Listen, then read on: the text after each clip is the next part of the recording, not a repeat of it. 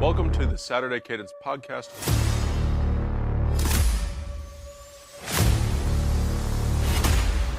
I'm Blake Biscardi, and remember, the Saturday Cadence podcast is the heartbeat of college football. Well, this is the week we've all been waiting for. Upset Saturday delivered last week, and now we get some of the biggest games of the college football season. So buckle up for a loaded show and cancel your plans for the weekend because we've got a lot to get to, including previews of Red River, Penn State, USC, and the game of the week, Ohio State, Oregon. I am Blake Biscardi, and I've got David Wertheim and Grant Kincaid ready to go for the 88th episode of Saturday Cadence, and this show is brought to you by the Silver Bulletin. So, David, massive upsets last week that caught many off guard. Unless they were listening to this show, then they would have been prepared. So we're going to have more of the opposite this Saturday, not upsets, but college football playoff implications in many of the games.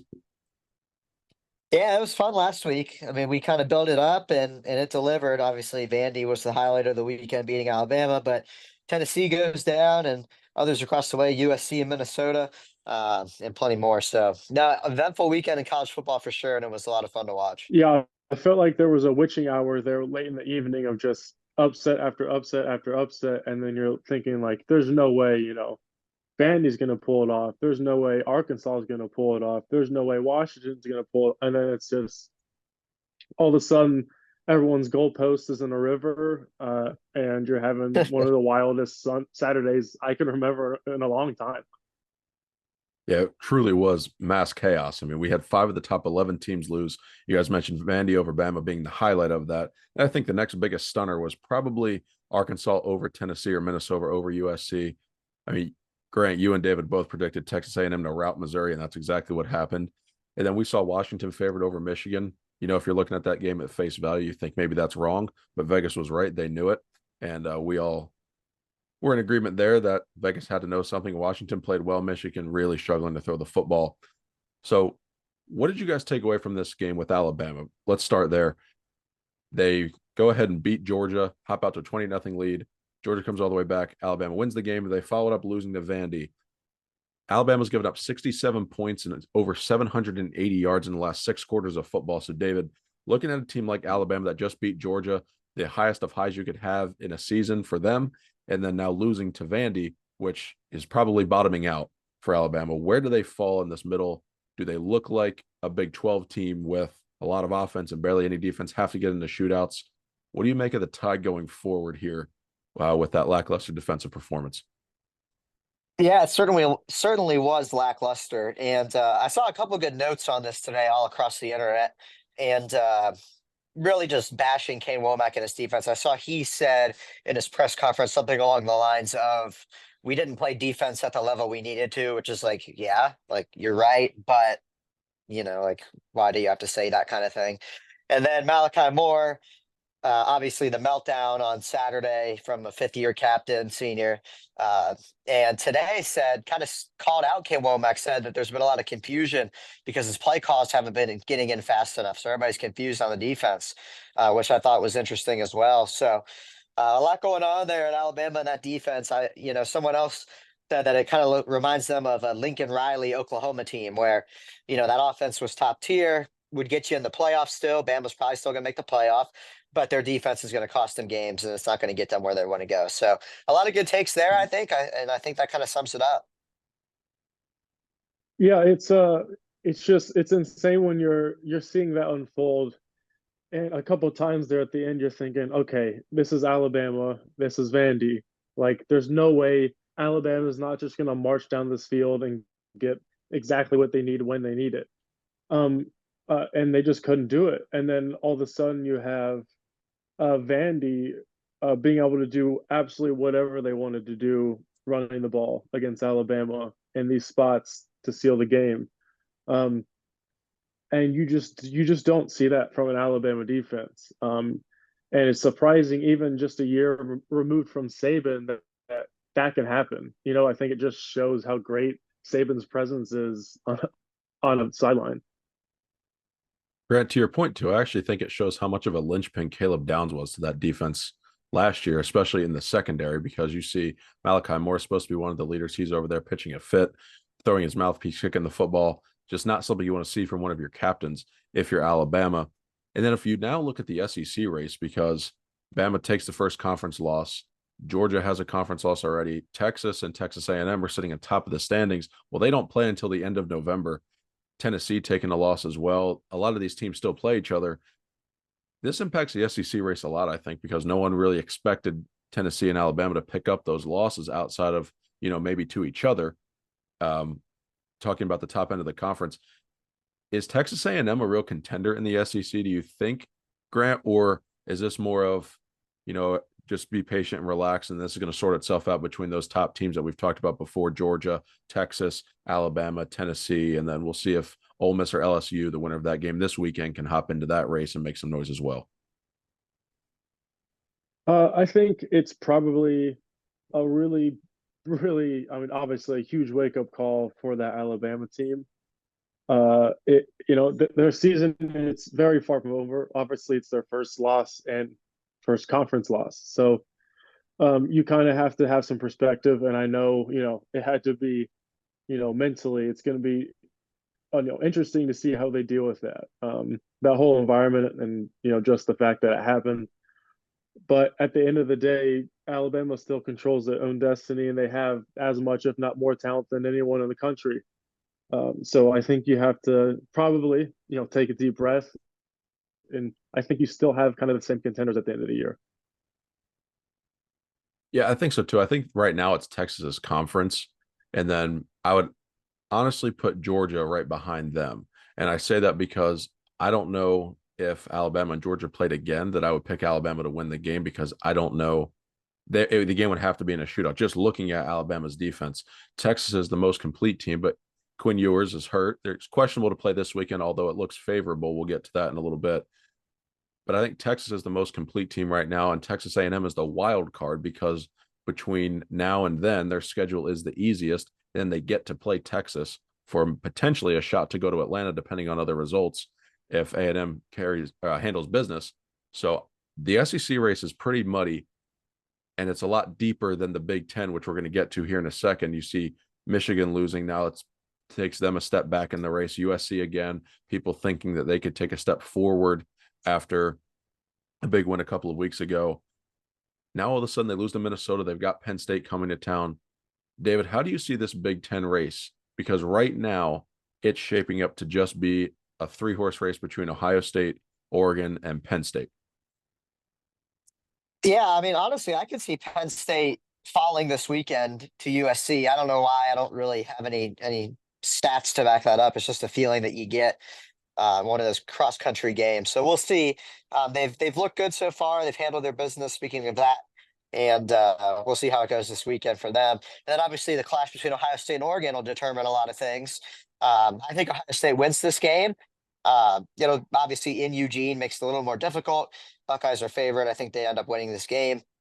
And I think that kind of answers the question. Obviously Ohio State and Penn State, and then Ohio State and Michigan later on in the year. So, anything could happen in the interim, but it makes sense right now. I've got Ohio State as a front runner. We'll see Penn State this weekend. They could obviously overtake Oregon depending on the results of both games, and then Oregon right now as well.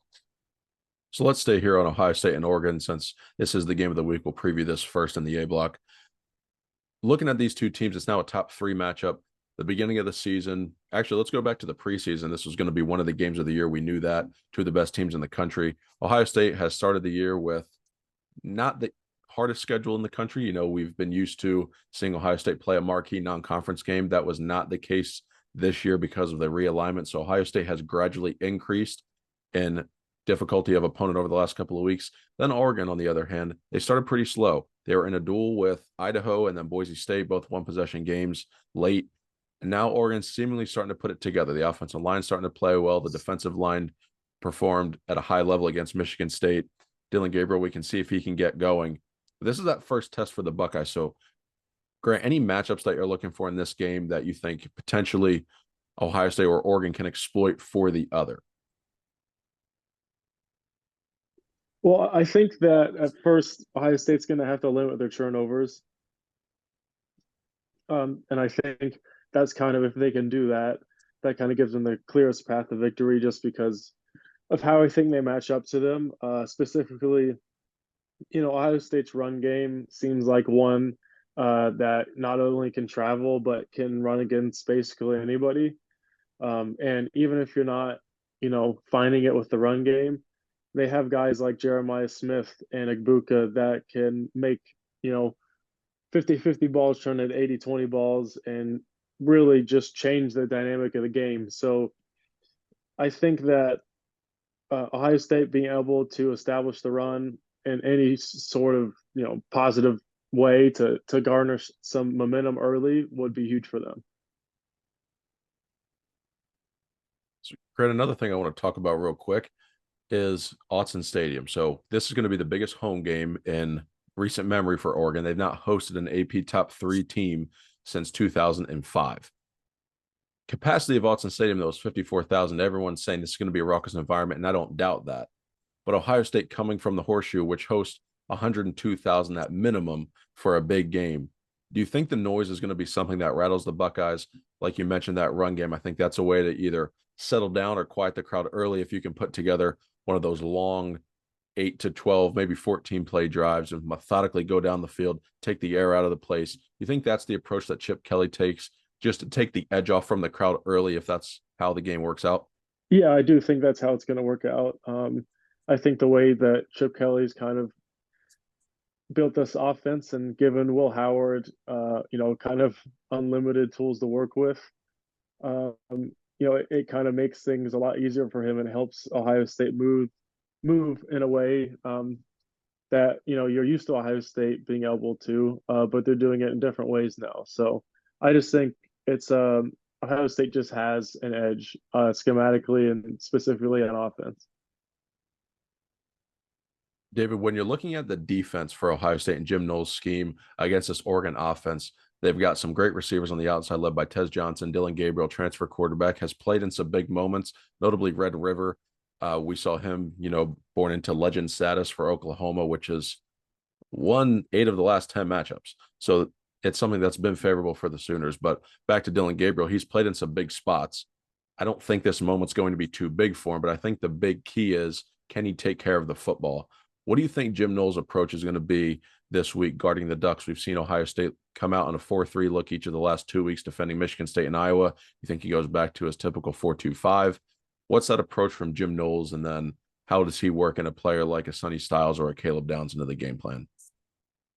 Yeah, well, I think you'll see a mix of coverages from Jim Knowles, as you always do. And I think he trusts those linebackers in coverage, honestly. We've seen it with pretty much all 3 of them this year at some point being in coverage. And I think he trusts them to do that.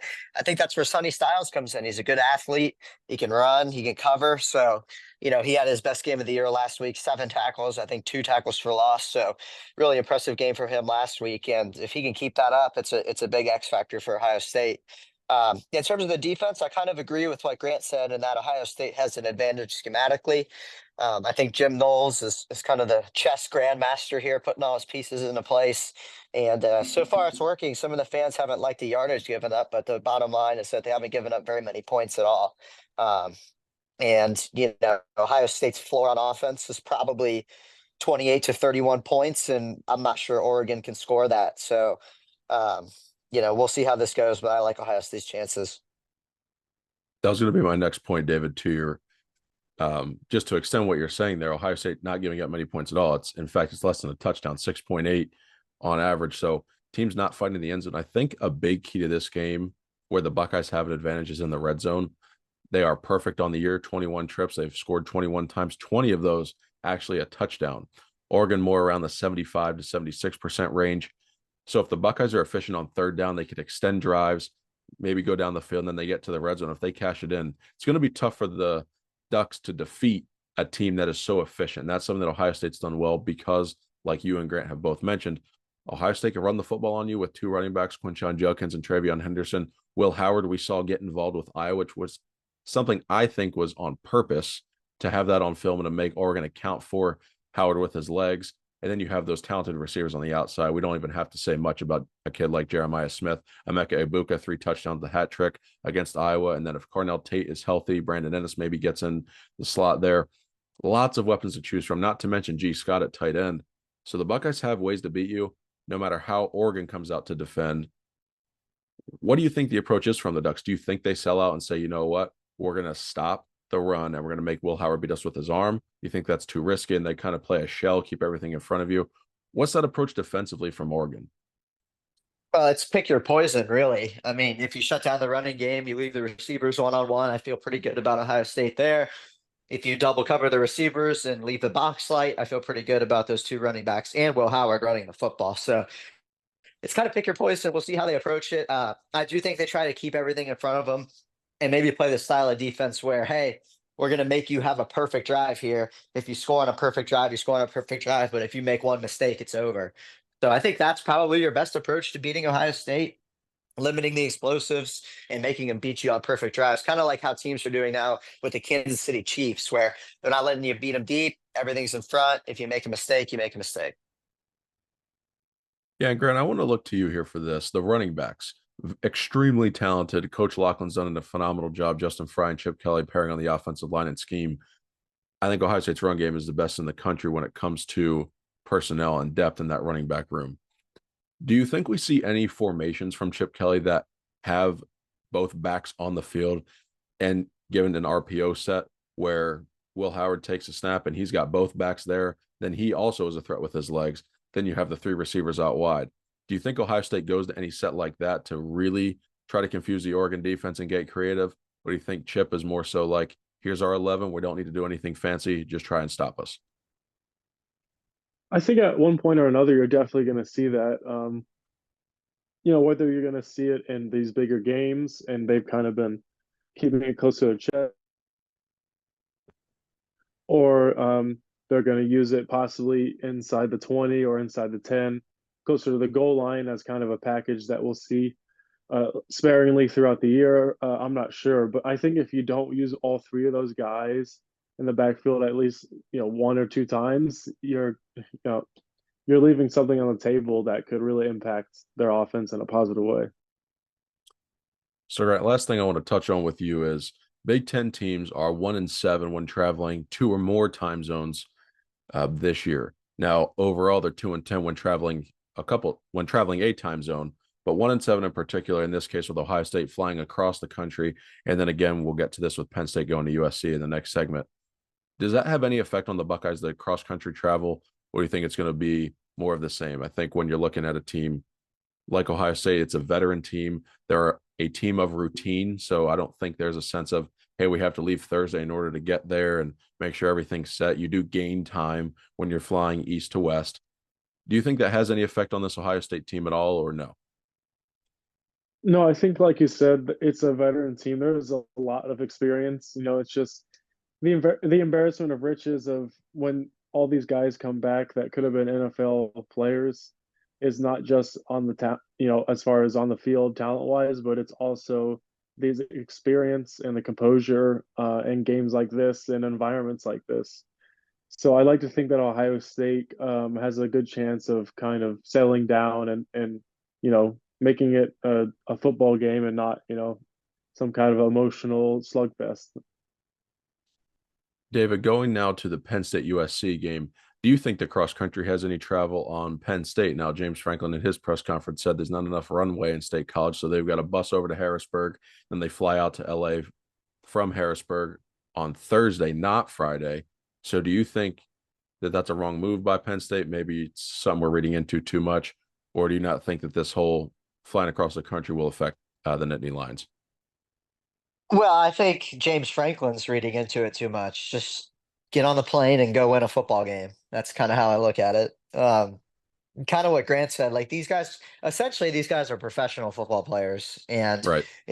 if time zones bother them, then they probably shouldn't be professional football players because they're going to have to deal with that if they are real professional football players. Um, so it shouldn't affect either of these teams, and I think fans make a bigger deal of that than the players themselves. In my opinion, too, I agree with you. I think you just get on the plane, you go play football, you keep your routine, and then you just go about your business because at the end of the day, it is a business trip. But David, let's stay here. USC's backs against the wall now. They have lost to Michigan. Now they got upset by Minnesota, stunned in the final minutes there. What is the mentality for USC and Lincoln Riley here? Lincoln Riley now 23-10, I believe, 22-10 in the last 32 games. Clay Helton was 23-9. So not much of a change moving coaches here. I do think Lincoln Riley, though, this year has USC on the right track to really start rebuilding this program now that he has hired correctly on the coaching staff, and they just have to fit personnel to what they want to do moving forward. But what's the approach from USC in this game? Is Penn State in trouble? Do you think they go in there and say, you know what, we're going to do what we've done all year. We're going to play our brand of football, play good defense, not let you beat us deep, and we're going to run the football, just make it slow and old school slugfest style and make USC be the more physical team? What do you think that mindset's like for the Trojans of Lincoln Riley? Well, I mean, they really haven't played good football over the last 3 weeks. They had a nice half against Wisconsin, obviously a comeback a little bit against Michigan. But they haven't played good football the last 3 weeks. I saw a little bit overreaction, people calling for Miller Moss to be benched. And while he didn't play well against Minnesota, he's been very good the rest of the year. But yeah, USC is going to have to be physical, and we keep saying it. The Big Ten has kind of been eating them alive with the physicality. Wisconsin did it for a half, Michigan did it for a game, and Minnesota did it for a game. So now Penn State's going to come into town, and they're another old school classic Big Ten team. And, it's going to be a challenge. USC eventually is going to have to learn to handle it. So they need to start this week for sure. Barry, your take here on James Franklin and Penn State as they come into this game. They have the better defense. They also have the more physical running backs. Do you think that's their approach in this game, or do you think it's a situation with James Franklin where he kind of tries to get too cute, maybe saying, we're on the road, we're favorites? What's the mindset like from Penn State as they approach this game, looking ahead, because this is the beginning of a 3-game stretch for the Nittany Lions that's going to determine the outcome of their season? They're on the road here at USC and then Wisconsin in back-to-back weeks before hosting Ohio State. So for Penn State, this is the beginning of the 3-game stretch. How important is it for them to be locked in this Saturday? Well, I definitely hope that James Franklin doesn't kind of go into that James Franklin mode, because Penn State really should win this game. With, like you said, just their running game alone, if they can establish that and their defense can play how they usually do, Penn State should take care of business in in this game, and I do believe they'll cover the spread that we'll get to later. I think that's Penn State's path to victory is going to be through the ground, and it has been all year. David, what's USC's path to victory if you have to look at this game? Any matchups that you think they could exploit with Penn State offensively or defensively? Or do you think Penn State, since they are the more physical team, the prototypical Big Ten style team, old schools speaking, anything USC could exploit on this Penn State team? Do you think they're in trouble? I know you touched on that earlier in the show. Just kind of expand on those thoughts. I think USC is going to have to make a couple of plays deep down the field, quick drives. Penn State is going to shorten the game. They're going to run the football. They're going to probably win the time of possession. So you're going to need to hit some big plays to stay in this game. You're going to need to get a critical stop or two. I mean, that's how it's going to go. If this is a game in the fourth quarter, you got to go out and make a stop. So, I think once again, it boils down to the toughness in the trenches, and on the offensive line, it's giving Miller Moss time to make a play down the field. And on the defensive line, you got to pressure, you got to stop the run. And David, you mentioned you got to make a stop. That's something USC has not been able to do in each of their losses. Michigan with a late drive, Minnesota again winning on a late drive there, even though USC did get the ball back in those cases. You just can't give up a touchdown in that spot. You just can't do it. And that's something that USC has done. Big Ten football is not 15, 30, or 45 minutes. It's a full 60. And I think USC has to be the more physical team in order to win this game. And I'm just not sure that they can do that. Yeah, I'm not sure either. I think, Lincoln Riley has not shown he has the team capable of doing that yet. And, James Franklin, obviously not the best big game coach, but I will say his teams do usually play physical regardless. So it's going to be a challenge. I think so too. But let's move into our Saturday 7 picks here. And last week we warned everybody that it was going to be upset Saturday. There was potential everywhere. And if they listened and tailed some of our picks, they did really well. And this week, I want to start with Red River. So let's take a few minutes to actually do a preview of this game before we pick it. So David, we'll start with you, and then Grant, give some of your keys and thoughts to this matchup. I know Quinn Ewers' health is in jeopardy, but it's looking like he's going to play, though I don't think there's much of a difference in this particular matchup if Arch Manning does get the nod. What are your thoughts here? The spread is 14 in favor of Texas, played at the Cotton Bowl. This will not be the typical 11 o'clock kick like it was when they were in the Big 12. This is now the SEC edition, so it will kick off at 3:30. from the State Fair. Yeah, I mean, honestly, I feel pretty good about Texas going into this game. Obviously, Quinn Ewers is banged up, like you said, but Oklahoma hasn't wowed me at all. They're on their second quarterback now, Michael Hawkins Jr. Um, tough game losing to Tennessee. That was their one big game. They lost to Tennessee, and that loss doesn't look as good now that Tennessee went out and lost to Arkansas. So SEC kind of beating themselves up early here, and Oklahoma last week goes to Auburn and barely squeaks one out with a fourth quarter comeback. And yeah, I think Texas wins this one comfortably. Yeah. Yeah, I think Texas just has such an advantage on the offensive side. Regardless of what happens, it looks like if Arch Manning has to come in and take care of business, he can do that.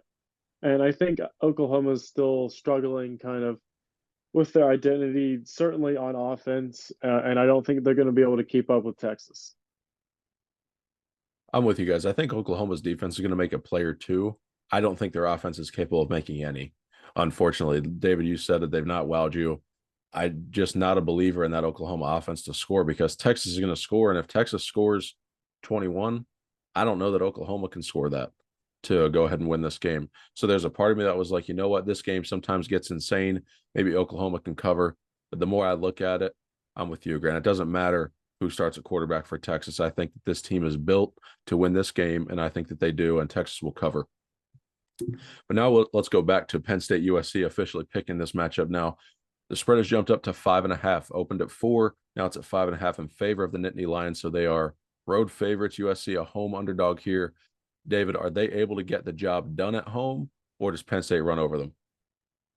I think Penn State covers this. I'm not sure they run over them, but I think it's, it could be a touchdown or 10, 12, 14. So I'm going to take Penn State to cover in this one. I do think they get it done. I pick Penn State to cover, especially at -5. I feel pretty comfortable about them being able to come in and establish that run game and win the game. I agree with you too. Looking at, Penn State's schedule and how USC has performed this year, this is not the spot that Penn State is going to get caught. I think they're prepared for this game. They're going to be focused. They're going to come in there. They're going to play this game on their terms, and I think they're going to win and cover as well. Let's head over to the SEC.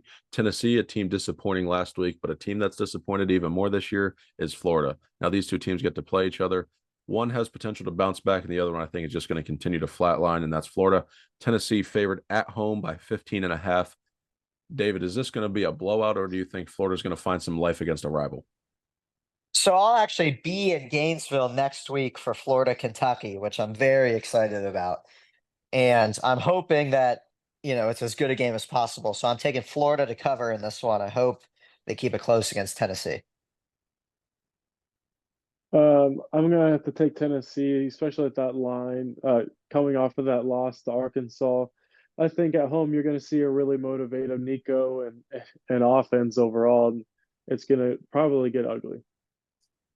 Grant, I'm with you on this one. I think Nico's got to find a way to recover, especially from that final fourth down there where he rolls out to the right. You got 6 seconds left on the clock. Time's winding down. You're at 2 seconds. You run past the line of scrimmage. Now you can't throw the ball forward to the end zone and then just running out of bounds to end the game. Bad situational awareness there from the quarterback, especially out of a timeout. But I do think at home, Josh Heupel dials something up special for the offense. Rivalry game. Last time Florida came here, it got ugly. I think it's going to get ugly again, and Tennessee will win and cover. Let's stay here in the SEC, though. LSU hosting Ole Miss. Ole Miss favored by 3, but this game is at night in Baton Rouge. A little bit of a fishy line here because Ole Miss we thought was this team that could contend for a potential national championship, definitely in the SEC. That might not be the case after we saw them perform against Kentucky. LSU, same thing. They've got an electric offense, not really good defense, whereas Ole Miss does. David, is this a game where Ole Miss can go in to Death Valley and win at night, or do you think the Tigers are going to pull the upset? I actually think LSU is going to win this game, and I think Ole Miss certainly can win. I think they're a good enough football team to win, but I think LSU wins this one at home. I think it's going to be a good atmosphere, and they find a way. They find a way to pull it out. I agree with you, Blake. That line is a little fishy, and I do like the fact, or I do see the fact that Ole Miss is sitting there at -3 when you kind of thought they might not be a team that could be favored in Death Valley at night. I think Ole Miss is going to pull this out and cover. Grant, I'm going to go with David on this one. Something tells me at home, the energy, Brian Kelly, just similar to when Alabama came to town. It's a highly ranked team coming in to Death Valley. LSU is going to find a way to win this game, and I think it's going to be a shootout. I think Ole Miss's defense is good, but I think this game turns into a shootout, and LSU outscores the Rebels. Let's go to the Big 12 game now. This game, David, you said last week Cal and Miami was a Pac-12 after dark style game in terms of vibe. I think this is the same thing. This is out west in Colorado, 10:30 kick on the East Coast here. Kansas State, though, coming in as the favorites to win the Big 12. They are favored by only 3.5. This line continues to fall. I think the world is looking at Colorado here thinking, hey, they could pull this out. Do you think they can win it at home? Or do you think Kansas State's able to survive on the road, which has been difficult for those highly ranked teams to do in the month of October? Yeah, Colorado has been impressive lately, and I applaud what they've been doing. Had some nice wins. I do think Kansas State pulls this one out. It wouldn't surprise me if Colorado keeps this close and makes this a game well into the fourth quarter. But I do think ultimately Kansas State, their experience, good coach, Chris Klieman, I think they find a way to get it done. Yeah, I think I've been going back and forth about this game. It's going to be a really interesting quarterback matchup with Avery Johnson, obviously Shedeur Sanders. A lot of athleticism there to kind of to oogle at when that game is played. But I think I'm going to have to go with Colorado. And I really don't like to do that, but I think there's something about that line falling and Colorado. I think they're going to pull it out at home. I feel the same way, Grant, and this is only a gut feeling. So if my gut's wrong, and it wasn't my head, so I have an excuse. But I'm going to take Colorado as well at home. I think they find a way to win this game. Shedeur Sanders and Travis Hunter have some magic they can work out, and I think Colorado continues a surprising ascent here and moves to 5-1. We'll go quick pick here out of the Big 12 as well. Iowa State hovering just outside the top 10 now. They're favored by 3 in Morgantown at night. This is a tricky spot here against West Virginia. Again, the Cyclones favored by 3. Big 12 title hopes. David, how's this game play out? Quick pick, I will go with Iowa State. I think they have some momentum right now. I'm going to go with West Virginia and Morgantown. Grant, I'm with you. I think West Virginia and Morgantown at night. I'll take the Mountaineers, although I do think Iowa State's a real contender of the Big 12. Now the game of the week. David kind of tipped your pick earlier. Ohio State favored by 3 in Autzen Stadium against Oregon, one of the games of the year. Give us your official pick now. My official pick is Ohio State. I think they will win somewhat comfortably. Yeah, I'll take Ohio State to cover as well. Let's go 3 across here. I'm going to take the Buckeyes as well. Preseason, this is the game I thought Ohio State would lose in the regular season. My opinion has been changed. I'll take the Buckeyes to win and cover. Guys, just something to note real quick. The national championship odds, this is according to FanDuel here, has shifted seismically in the last couple of weeks. Now we see Ohio State as the betting favorite at plus 290. Then you have Texas and Georgia plus 450, and then Alabama at plus 650, Oregon plus 1,000. David, any quick reactions to that right now? What do you think? It's just kind of flowing with the season. Yeah, I mean, I had Ohio State plus 500 on FanDuel in the offseason. I got them at plus 500. So feeling pretty good about that bet. And yeah, good to see that FanDuel agrees. Grant, we see Oregon plus 1,000, Ole Miss plus 1,600, Penn State plus 1,800, Miami and Tennessee both plus 2,000, and Clemson plus 2,500. Is there any value down the board, in your opinion, in terms of a national championship, or do you think you'd rather have that Ohio State, Texas, Georgia, Bama instead of the field? Ohio State, Georgia, Bama, Texas is just I don't see any value outside of that for sure. I think there's some sneaky value with Clemson there at 2,500. I think Clemson is a dark horse right now. They've been playing some really good football lately. Okay. David, you actually took the words out of my mouth. I don't know if Clemson can win the national championship, but it's something to keep your eye on if you want to just throw a few on that. Yeah, I mean, Clemson is playing good football. Miami seems to be getting shakier by the week, yet they survive. I had a preseason parlay of Penn State, Ole Miss, and Clemson to make the playoff. Mm. So I'm thinking, Ole Miss has been, that was a tough one to swallow with UK. But as far as making the playoff itself, that's where I was kind of seeing the value preseason. Yeah, that SEC race is wild. So that door is certainly open for the Rebels still. I think I'd be feeling pretty good about that if I had that ticket, Grant. So that's good looks there. And that should have been a little sign of things to come here, as you have been off to a red hot start to the college football season making Don't picks here. say that. You keep saying I'm waiting for it to stop. Well, it's week 7 and it has I not know. stopped. So just tipping the I cap. yeah, I almost want it to at this point. Yeah. I'm sure the listeners don't know if they've been telling you. But David, any closing thoughts here as we wind down the show for Ohio State, Oregon, and the rest of the slate this weekend? Yeah, should be another exciting week. It's been a great season so far. Just a few undefeateds left, and we'll see a battle of them this weekend in prime time. So should be another fun one for everybody. Absolutely. And to everybody listening, we appreciate you tuning in for today's show. Remember to like and subscribe to our channel and leave us a review because it really helps out the show. Check us out on social media at Saturday Cadence for more content throughout the week. And remember, the Saturday Cadence podcast is the heartbeat of college football. For David Wertheim and Grant Kincaid, I am Blake Biscardi. We will see you next time. Enjoy a phenomenal slate of college football. God bless.